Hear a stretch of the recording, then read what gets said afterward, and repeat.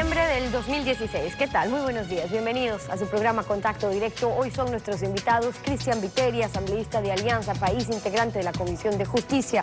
El aporte de bancos suizos a la investigación de los papeles de Panamá y la red de corrupción en Petroecuador. El vínculo entre los fondos lavados y delitos cometidos. Además, hoy estará en nuestros estudios Francisco Alarcón, el presidente de la Federación Nacional de las Cámaras de Industrias, para hablar sobre el impuesto a las ganancias extraordinarias en bienes inmuebles suscitadas en casos aislados. ¿Es legítimo generalizarlo y repetir impuestos ya existentes? Lo vamos a analizar.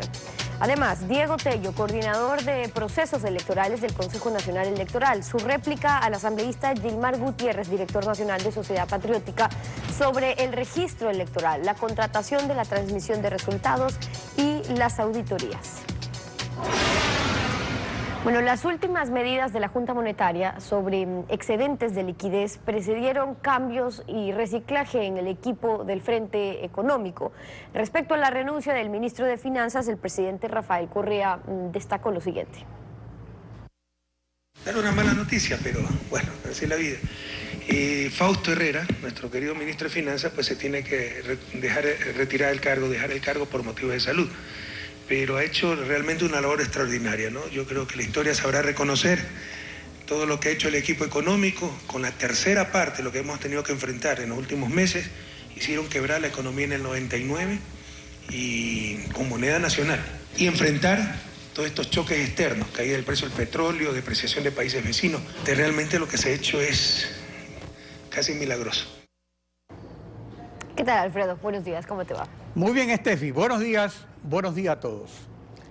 El milagro de la multiplicación de los panes del ministro de Finanzas se basa en el modelo económico de la Constitución de Montecristi, que es estatista más que hiperpresidencialista. La herramienta maestra de este milagro es el traslado de los excedentes de liquidez del sector privado al sector público, según recomienda el Foro de Sao Paulo, que agrupa a los partidos marxistas-leninistas de América Latina desde la extinción del Imperio Soviético. La movida ha sido muy clara después de la bonanza. El Estado central derrochador se quedó sin reservas para enfrentar las crisis. Reservas que sí las acumuló el sector privado a través de la banca, el IES, que es propiedad de los trabajadores y de los gobiernos autónomos descentralizados. Al estar estas reservas depositadas en el Banco Central, la Junta Monetaria, autorizada por el Código Monetario y Financiero, emitido en septiembre de 2014, cuando estalló la crisis petrolera, poco a poco fue trasladando al Ministerio de Finanzas los recursos del IES y los gobiernos autónomos, porque según ha afirmado el presidente Correa, son dineros públicos, mientras se ha respetado a los dineros de la ciudadanía depositados en la banca privada. Aunque esto empieza a cambiar con las recientes resoluciones de Junta Monetaria sobre encaje bancario y coeficiente de liquidez doméstica. Este aparataje está subordinado a la primera prioridad del proyecto político gobernante, la despedida a todo dar del ciudadano que ha gobernado durante mayor tiempo ininterrumpido a la República, batiendo todos los récords económicos de gastos, recaudación, endeudamiento y obras públicas, sobre un trasfondo autoritario de contratación pública sin control previo de Contraloría, metida de mano a la justicia, acanallamiento de la opinión pública, aniquilamiento de gremios, domesticación de la oposición y criminalización judicial de la protesta social, tal como la señaló el veedor internacional Baltasar Garzón. Esta despedida a todo dar le permitirá al presidente irse en aroma de multitudes, inaugurando obras con la caja de resonancia del estado de propaganda, impulsando la elección de un sucesor y dejando al próximo gobierno con la soga al cuello. Bingo, porque se va. La actualidad, los protagonistas, el análisis y la información. en Contacto Directo.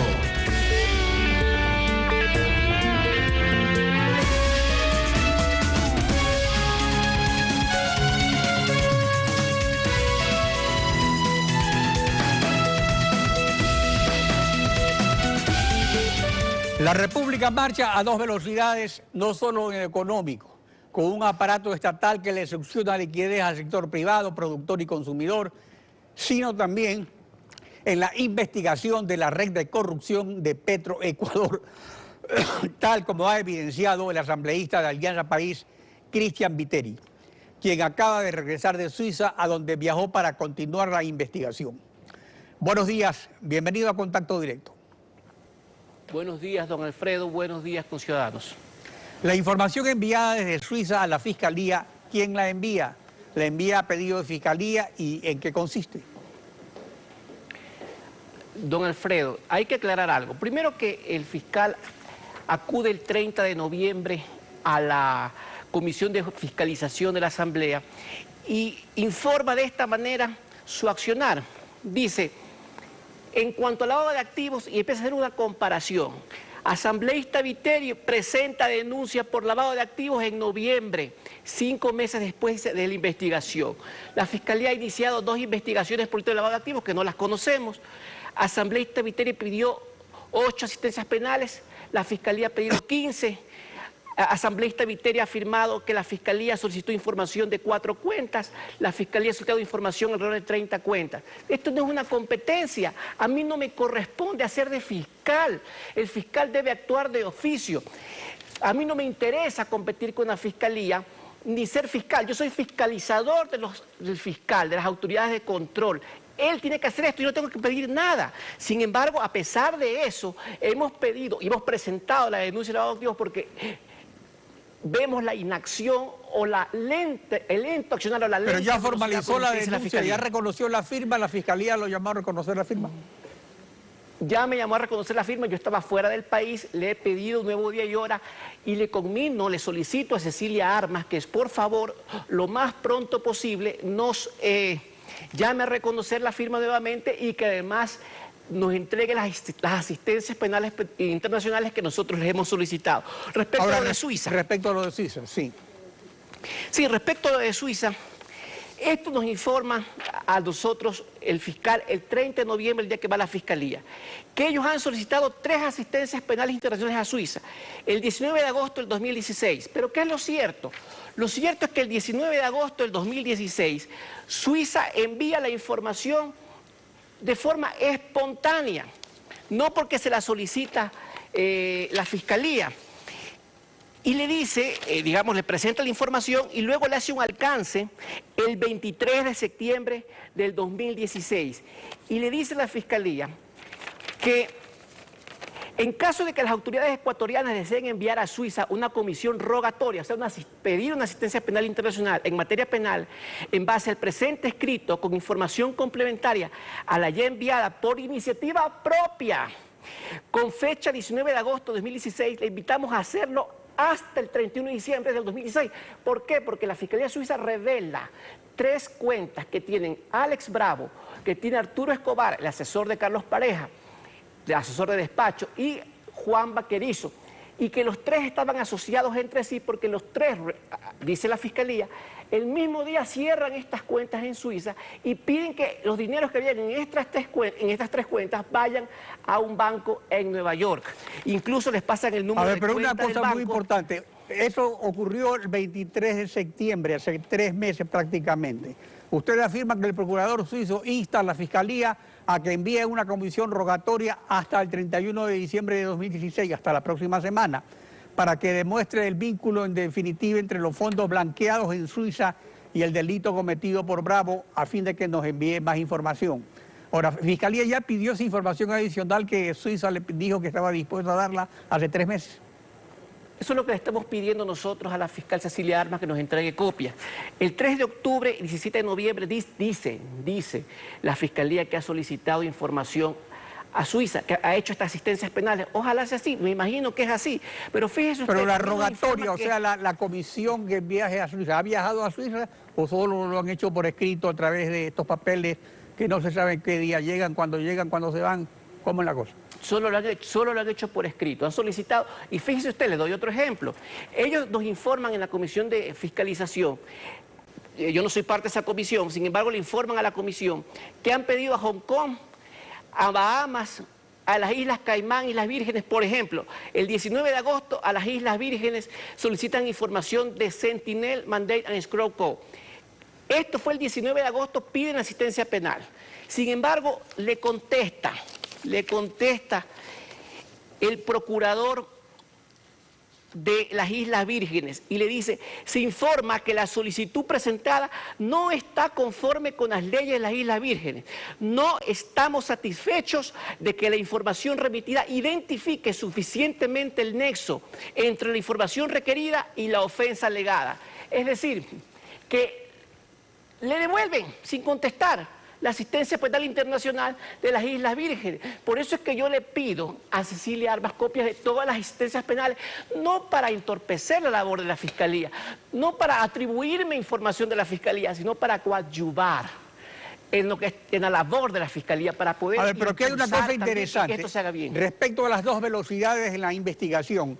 La Fiscalía General nos ha enviado una información en la que destaca el cuadro que ven en sus pantallas, 5 instrucciones fiscales, 12 indagaciones previas, 15 asistencias penales, 80 investigados, 24 procesados y 6 detenidos. Esto lo ha hecho Fiscalía. Pero ¿dónde está la falla en la Fiscalía? En la velocidad de las investigaciones, en la velocidad de las medidas cautelares, en que el número de prófugos supera al número de detenidos. ¿Cuál es el problema? La velocidad. Los resultados. La ciudadanía quiere resultados y quiere transparencia. La mayoría de estas actuaciones que dice la Fiscalía que ha hecho son indagaciones previas y por lo tanto tienen el carácter de reservado. Y no se puede conocer exactamente qué es lo que existe y qué es lo que no existe. Por eso, digamos, yo me preocupo y presento una denuncia al lavado de activos, solicito que se abran 52 cuentas. Veo que la Fiscalía nos dice que ha pedido que se abran 30 cuentas. Faltan que se abran las otras 22, es necesario. Pero aquí hay otro problema, Cristian, vea. La Fiscalía se basa en la cooperación de la Fiscalía de Panamá, pero el estudio jurídico Mossack Fonseca tiene como consorcio al abogado principal, a Ramón Fonseca, quien fue ministro del gobierno panameño hasta el 3 de abril que estalló el escándalo de los papeles de Panamá, y también jefe del partido panameñista de gobierno. Ahora, esas compañías panameñas son pantallas societarias de transacciones bancarias que se realizan en Estados Unidos, en Suiza, en Hong Kong, en Luxemburgo, en las Islas Vírgenes, en Andorra, o vaya usted a saber dónde. Entonces, ¿qué tan confiable es la información que viene de Panamá para descubrir todos los tentáculos de la red? De muchos de los depósitos, don Alfredo, se han hecho en Suiza, se han hecho en los Estados Unidos. Hay dinero que ha transitado por España, hay dinero que ha transitado por Andorra, que han transitado por Holanda, por otros países que ni siquiera son paraísos fiscales. Por eso es necesario abrir las cuentas de todos los contratistas, porque si debemos preguntarnos los ecuatorianos, si en 4 cuentas, yo no he dicho que se han abierto, se ha pedido que se abran 4 cuentas, he dicho con absoluta claridad. Pidieron en el primer asistencia penal internacional que se abran a 7 cuentas, de esas se encontraron 4 y en esas 4 se han encontrado más de 15 millones de dólares. Si estos contratistas, que son varios, que además son contratistas de otras instituciones del Estado, a estos 4 funcionarios les transfirieron 15 millones, ¿quién nos asegura que no le han transferido a otros funcionarios públicos? Vea usted, con la mejor buena voluntad le recordamos al fiscal que dice que nos atribuimos lo que ellos investigan. Toda la investigación sobre el enriquecimiento ilícito de Carlos Pareja fue revelado por una investigación de la Asamblea Nacional. Fuimos nosotros, fui yo personalmente, el que entregué toda la información que demostró el enriquecimiento ilícito de Carlos Pareja. Y obviamente también la Contraloría abonó más información. Y me imagino que a estas alturas ya la Fiscalía sabrá que a ese informe hay que añadirle nuevos elementos que se van encontrando, por ejemplo, que Carlos Pareja también ha comprado una casa en Florida, en Miami, con dinero que le transfirió precisamente a Alex Bravo. Me imagino que a estas alturas sabrán que compraron una casa en Urdesa por $400.000, en donde iban a construir un edificio. Me imagino que a estas alturas sabrá que quien le construyó la casa a Carlos Pareja es la compañía Construdripro, que es una compañía constructora a la cual Carlos Pareja le asignó $17 millones en contratos y tiene contabilizado como que le ha cobrado solo $300.000 por la construcción de la casa, que sabemos que cuya construcción costó como $700.000. En definitiva, hay una serie de cosas que todavía faltan investigar. Por ejemplo, a Carlos Pareja le hacen transferencias al exterior, al propio Carlos Pareja, Sonia Calero Silva, que es funcionaria del Grupo Azul, del señor William Wallace Phillips Cooper, que imagínese usted. Ahora, pero aquí hay otro asunto. Cuando hubo lo del 30S, el fiscal Chiriboga dijo que el fiscal Pesante se había equivocado porque había armado como 30 juicios cuando había una sola cosa, una conspiración para derrocar al presidente de la República y que por eso no se había llegado a la verdad. Pero aquí estamos viendo que hay ¿cuántos juicios? ¿A cuántos delitos se acusan? Tráfico de influencia, enriquecimiento ilícito, lavado de activos, peculado, cohecho. Entonces, este hongo atómico, ¿en qué va a terminar? Porque si se dispersa, digamos, esto es como disparar con perdigones, o sea, se va a dispersar todo y ¿qué es lo que va a quedar? Esa dispersión es peligrosísima porque puede hacer que solamente se abran ciertas cosas y otras no. Como yo pido que se abran 52 cuentas, pero él dice que ha pedido que se abran 30. Tienen que abrirse las otras 22. Y yo tengo que estar informado porque yo soy denunciante. A mí me tienen que notificar todo lo que está sucediendo, porque entonces algo raro está pasando. Vea usted. A ver, acabó el tiempo, pero para terminar, una pregunta. ¿Qué opina usted sobre la repetición del impuesto a la plusvalía que acaba de aprobar ayer Alianza País en la Asamblea? Bueno, no se ha aprobado, está en primer debate, es deseable un instrumento jurídico que evite la especulación e inclusive que podría evitar una posible burbuja inmobiliaria. Lo que pasa es que yo considero que el proyecto adolece aún de rigurosidad técnica. Hay cosas que son importantísimas establecerlas. Primero, que quienes ya especularon son precisamente los que ya van a ser recién la primera venta y quedan exoneradas del pago de este impuesto. Y quienes especulan, el especulador es el acaparador de tierras, no es el que hace la segunda venta, el que de la clase media. El acaparador de tierras es el que tiene tierras baldías, no edificadas. De hecho, este impuesto debería, si quisiéramos corregirlo técnicamente, dedicárselo solamente a las solares no edificados, que estén edificados solo en un 10 o 20%. Segundo, si el ciudadano común, el que hace la segunda venta, normalmente de clase media o que tiene algo de dinero, lo hace en este país se invierte, o se invierte en un banco o se invierte en un bien inmueble edificado. Y el bien inmueble edificado es el que mueve la inversión en, digamos, en la industria de la construcción. La industria de construcción genera empleo y el empleo le da... Es decir, que eso no es especulación, la especulación está en el propietario de tierras baldías que no están urbanizadas y que de ellas saca provecho. Bueno, Cristian. Y hay que dirigir realmente el impuesto. Bueno, ayer yo quise hablar, no se me dio la palabra por parte de la presidenta de la Asamblea, pero daré todas mis observaciones técnicas, que son muchísimas, y en el segundo debate. Ojalá se me dé la palabra. Continúa el debate. Gracias por acompañarnos en Contacto Directo. Estefi. 7 de la mañana con 19 minutos. Vamos a una pausa y para seguir hablando sobre este tema estará Francisco Alarcón, el presidente de la Federación Nacional de Cámaras de Industrias. El impuesto a las ganancias extraordinarias en la transferencia de bienes inmuebles, ¿es legítimo generalizarlo? ¿Se repiten impuestos ya existentes? Lo vamos a analizar. Quédese usted en nuestra sintonía. Las obras públicas no se construyen con el poder milagroso de una varita mágica, son pagadas con los fondos arrebatados a los ciudadanos. Lo dijo Ludwig von Mises, economista y filósofo austrohúngaro.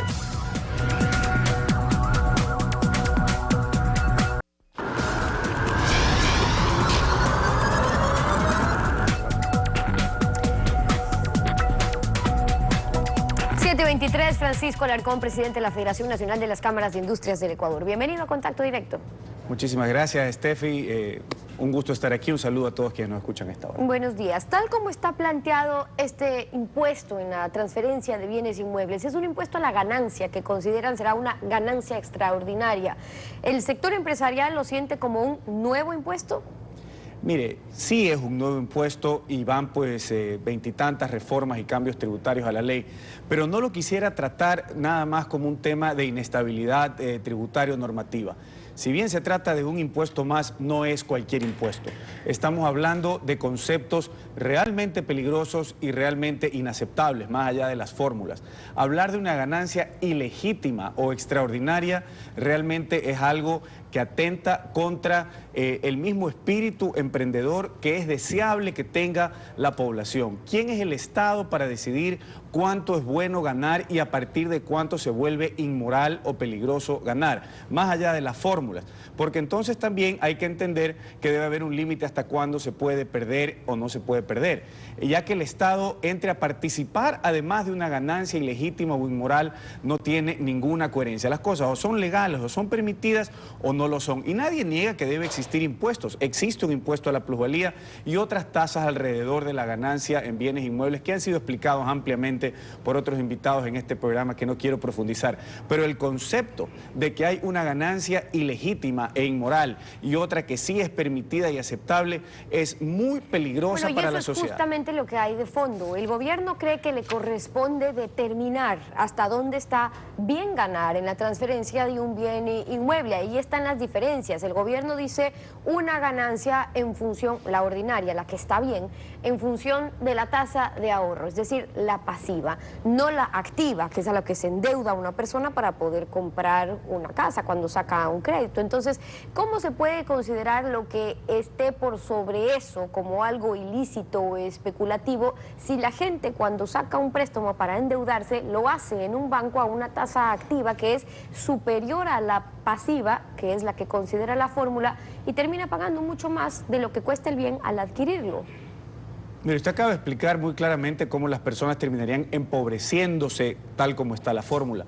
Pero esto no es un tema de fórmulas ni de cálculos, porque eso puede cambiar en una versión posterior o reglamento de la ley el día de mañana. Aquí lo importante que debemos atacar es el concepto de ganancia ilegítima o ganancia legítima. Hay unos impuestos que hay que pagar cada vez que hay una utilidad en una transferencia, en este caso de bienes inmuebles, porque así como el día de hoy les parece inmoral o ilegítimo ganar mucho en un bien inmueble, mañana será en cualquier emprendimiento, en cualquier compañía. ¿Y eso qué causa? Causa que la población, sobre todo los jóvenes, piensen que es malo tener éxito, que es malo generar riqueza, cuando es todo lo contrario. La riqueza genera riqueza, la pobreza genera pobreza. Cuando se genera riqueza, esa riqueza después tiene que ser necesariamente regada en la sociedad vía consumo, compras, adquisiciones, generación de empleo. Lo que se reinvierte son las utilidades, las pérdidas no se reinvierten. Querer igualar hacia abajo a todo el mundo realmente no significa, digamos, no hay ninguna ganancia para nada. Ya vemos los experimentos que se están suscitando en nombre de la misma especulación en un país como Venezuela, tan rico. El día de hoy ya todo escasea porque en nombre de la especulación se ha perseguido absolutamente pero el gobierno todo. insiste en que este impuesto solo va a afectar a los que especulen, aunque hacen esta exención que es justamente para los promotores inmobiliarios y los constructores. Pero lo que defienden es que la mayoría de ecuatorianos no se va a afectar. ¿Por qué sostienen ustedes, en cambio, que el proyecto no está dedicado a los especuladores? Mire, primero yo quisiera conocer al famoso especulador, ¿no? Llevamos 10 años de una obra pública muy grande y supuestamente lo que enuncia la ley es que cuando hay obra pública hay gente que se aprovecha de información privilegiada o especula o lo que sea. Preséntenlo y veamos qué ilícito cometieron y si trabajaron con información privilegiada, los que vendieron y los que la compraron tienen que ir presos. Pero entonces lo que está detrás de esto realmente, y ahí sí podemos tal vez estar de acuerdo, es querer bajar el valor de los bienes inmuebles, se llamen predios, se llamen edificaciones, con esta ley. Al hacerlos menos transables, al limitar las transacciones por un impuesto tan alto, van a causar que baje de precio los bienes inmuebles en general. Entonces, si lo que queremos es combatir el precio de los inmuebles, querer bajar el precio de los inmuebles, el querer evitar la especulación o hacer más asequible la vivienda, bajando el valor del patrimonio de todos los ecuatorianos, es como que un doctor quisiera curar un dolor de cabeza decapitando al paciente. 3/4 partes de las familias ecuatorianas poseen una vivienda propia. Hace falta que la otra 1/4 parte acceda. Entonces se va a afectar el patrimonio de todas esas personas. ¿Por qué? Porque cuando las cosas tienen un impuesto muy alto, se vuelven difíciles de vender. Entonces la casa, la villa, el departamento donde usted vive o la oficina en la que invirtió y la alquila va a bajar de valor. Pero los fundamentos del proyecto estiman que el crear un impuesto a la ganancia que consideran extraordinaria hará que la gente, para no darle esa ganancia al Estado, porque prácticamente se le quitan cuando le ponen un impuesto tan alto de un 75%, digo, para no pagar ese impuesto al Estado, esa persona puede escoger vender su casa a un precio más bajo, que no gane tanto y por ende que bajen los precios. Que eso, defiende el gobierno, sería un beneficio para la mayoría, visto así. Pero ¿funciona así el mercado? En la práctica podría darse ese efecto, que este impuesto haga que bajen los precios para beneficio de la mayoría. Pero mire de lo que estamos hablando. Están diciendo justamente que las personas vendan sus cosas más baratas. Es decir, que desvaloricen el fruto de sus ahorros de toda la vida. Entonces estamos hablando de un empobrecimiento de los ecuatorianos y de todos los ecuatorianos, porque repito, 3/4 partes de los mismos viven en vivienda propia. Por no hablar del encadenamiento productivo tan alto, se afecta el trabajador de la industria de bloques o de tuberías que va a vender menos, se afecta el almacén, la ferretería que vende insumos de construcción, se afecta a los que trabajan en los bancos brindando financiamiento, todos los servicios alrededor de la construcción, pero sobre todo el valor patrimonial de las personas que tienen sus ahorros puestos ahí. Esto no es un impuesto que afecta a pocas personas. 3/4 partes de los ecuatorianos tienen vivienda propia. Ahora, en los fundamentos y en la exposición de motivos se discute mucho en este proyecto de ley el por qué la creación de un impuesto que permita la redistribución de la riqueza, el que el Estado pueda participar de las contribuciones o de la inversión pública que ha realizado en distintos sectores. Pero lo que pasa es que eso ya existe. Por eso está un impuesto a la plusvalía, por eso está un impuesto a la contribución de mejoras, por eso el COTAD lo permite a través de varios artículos también en la ley, el que el Estado pueda ser parte justamente de esas ganancias o de esa inversión. Entonces, ¿qué pasa cuando, si es que, o más bien, existen las herramientas hoy por hoy para poder controlar incluso esa especulación para que no sea necesario un impuesto que resulta ser generalizado? Absolutamente, existe para empezar el impuesto a la plusvalía, que está bien que exista y está bien que se pague en niveles racionales como los que hay hoy, y además de todo lo que usted acaba de mencionar. Y si además de eso las personas pueden hacer una utilidad, a veces importante, a veces neutra y a veces con pérdida. Yo conozco casos, y todos conocemos casos en la ciudad, de sectores que han perdido valor y cuando venden su vivienda o venden su villa, lo hacen perdiendo dinero. Aquí lo que está en juego es un concepto más amplio de libertad económica que junto con las demás libertades es algo muy importante para el progreso de los países. Pero en lo que usted dice, antes de pasar a lo siguiente, ahí salta otro argumento, incluso de ministros que sostienen que una persona no tiene por qué hacer negocio de la compra y venta de un bien, pero ¿cuál es la aspiración de las familias? Bueno, ahí es donde se están metiendo con el tema de la libertad de las personas y las familias, con hacer de sus cosas y con sus cosas lo que mejor crean para su familia y para sí mismas, evidentemente respetando las leyes. Mire, incluso antes de esta ley, Ecuador ranquea dentro de 158 países, ranqueado por el World Heritage Foundation, no es un ranking local. Ecuador ranquea 138 de 158 en libertad económica. Esta es por la cantidad de restricciones que hay, cupos, salvaguardias, permisos, piruetas que hay que hacer para hacer todo tipo de negocios. Y ahora a esto le agregan, ¿no es cierto?, un concepto de que es malo o es bueno trabajar o vender los bienes inmuebles del patrimonio de toda la vida de la familia. Aquí están en juego conceptos muy importantes y casi que han otorgado, con la afirmación que usted cita, Steffi, de la ministra, casi que han otorgado el punto de que las cosas no se van a vender porque van a bajar de valor. Lo que están diciendo, bueno, ¿qué importa si finalmente nadie debería hacerlo? Esto baja el valor patrimonial de todas las familias ecuatorianas que han acumulado un bien raíz. Mire, cuando fue el terremoto de Manabí, en esa desgracia pudimos comprobar, recorriendo las calles a pocos días de la tragedia, cómo habían aumentado de piso en piso las familias en los edificios, en las casas, su patrimonio que se destruyó. Y todos nos explicaban que así es como ahorraban las familias. No ahorran en grandes certificados de depósito, sino que van invirtiendo en bien raíces como ahorra el Ecuador. Esa es la posición de Francisco Alarcón, el presidente de la Federación Nacional de las Cámaras de Industrias del Ecuador. Gracias por haber estado con nosotros. Muchas gracias a usted. 7:33. Vamos a una pausa y al regresar estará Diego Tello, el coordinador de procesos electorales del Consejo Nacional Electoral, con su réplica al asambleísta Gilmar Gutiérrez, el director nacional de Sociedad Patriótica, sobre el registro electoral, la contratación de la transmisión de los resultados y las auditorías. Ya volvemos con eso. Quédese usted con nuestra sintonía.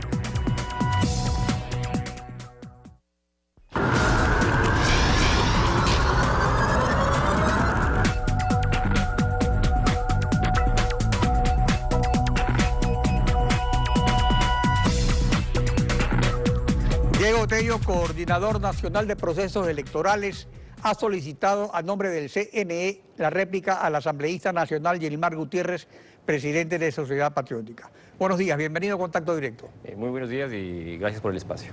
Empecemos con las auditorías. Esto fue lo que dijo el asambleísta Gilmar Gutiérrez de Sociedad Patriótica. El Consejo Electoral a las organizaciones políticas nos tiene marginados. Es totalmente falso que estemos participando en algún tipo de auditorías y es una de las irregularidades que nosotros hemos venido denunciando. El Consejo Electoral no da paso absolutamente a ninguna posibilidad de control. Es más, con respecto al registro electoral para el próximo proceso electoral, hace aproximadamente 3 semanas fuimos a entregar un informe pericial, profesional, en donde se comprueba de manera irrefutable que ese registro electoral no ha sido depurado, que existen inclusive ahí constando los mismos muertos, los guerrilleros de las FARC que les denunciamos en marzo de este año, a los mismos técnicos del registro civil, y ni siquiera a esos muertos famosos, ni siquiera a esos personajes de las FARC famosos les han sacado del registro electoral. Siguen habilitados para votar muertos, guerrilleros, dobles cédulas, triples cédulas. Ahora, esto de las auditorías es constante, no ha cambiado. ¿Cuál es su réplica? Gracias, me parece una actitud irresponsable por parte del señor Gutiérrez al desinformar a la ciudadanía.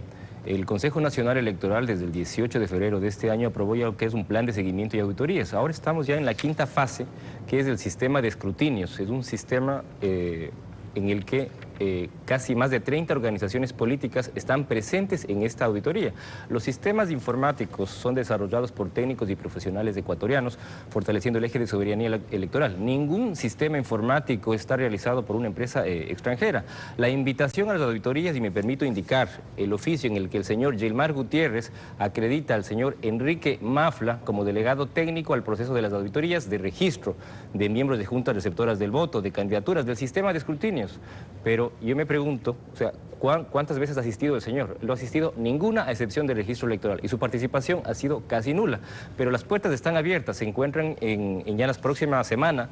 Nosotros tenemos el 27 y 28 de diciembre un taller, un laboratorio con los diferentes técnicos de las organizaciones políticas que están participando en estas auditorías del sistema de escrutinio.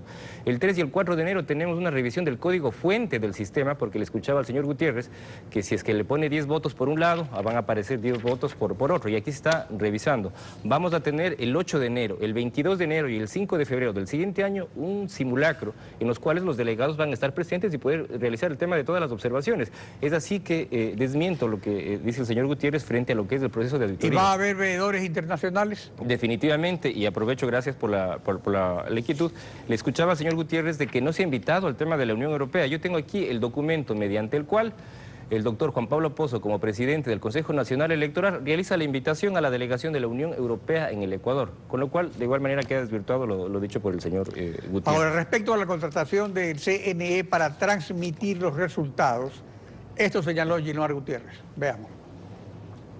El tema lo tenemos listo, hemos invitado abiertamente para que las organizaciones políticas y toda la ciudadanía, lo que no hace el Consejo Electoral, haga con nuestro sistema. Nuestro sistema está abierto las 24 horas del día para que pueda ser examinado. Como digo, eso debería hacer el Consejo Electoral, pero lo que hace el Consejo Electoral es todo lo contrario.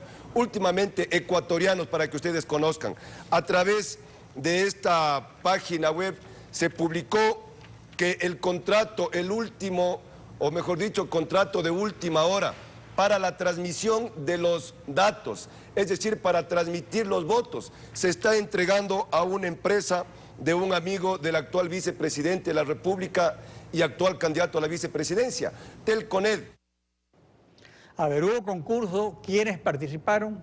Su réplica. Ya, definitivamente, y así como revisa el señor Gutiérrez, o sea, dicha página web, se le pide igual eso al tema de la ciudadanía. Todos pueden revisar lo que es del sistema oficial de contratación pública, en el cual indican con fechas y todo que el proceso fue lanzado el 15 de noviembre del 2016 para alquiler de centro de datos, pero el señor Gutiérrez decía que era para el tema de la transmisión. Y para el tema de transmisión fue lanzado el 24 de octubre del 2016 y adjudicado el 18 de noviembre. O sea, aquí no hay un tema de a última hora.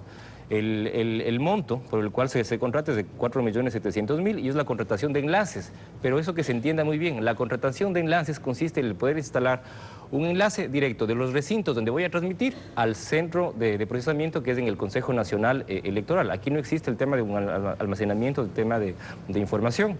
El sistema informático es desarrollado por los técnicos ecuatorianos, con lo cual, y aquí en el mismo documento del sistema de contratación pública se habla que es un tipo de contratación de subasta inversa. No tenemos ningún contrato que sea realizado y ni será por temas de emergencia o contratación directa. Pero entonces, al ser de esa forma hecho el concurso de subasta inversa, no hay una lista de invitados, está totalmente abierto. El proceso de subasta inversa efectivamente es un tema abierto para que todas las empresas que puedan cumplir con los requisitos, en este caso planteados por el Consejo Nacional Electoral, puedan participar. ¿Y cuántas empresas se presentaron? Entiendo que en este proceso de contratación de enlaces de datos se presentaron alrededor de unas 3 empresas, pero la empresa de Telconet tenía la suficiente capacidad técnica para poder cumplir con el proceso. Ahora, sobre los padrones electorales, esto resaltó Gilmar Gutiérrez. Veamos. El problema también es del sistema de escrutinios, la transmisión de los votos. En el sistema de escrutinios lo hemos demostrado cómo es que se nos resta, cómo es que se nos quita, cómo es que se nos roba votos ya contabilizados a organizaciones políticas de oposición.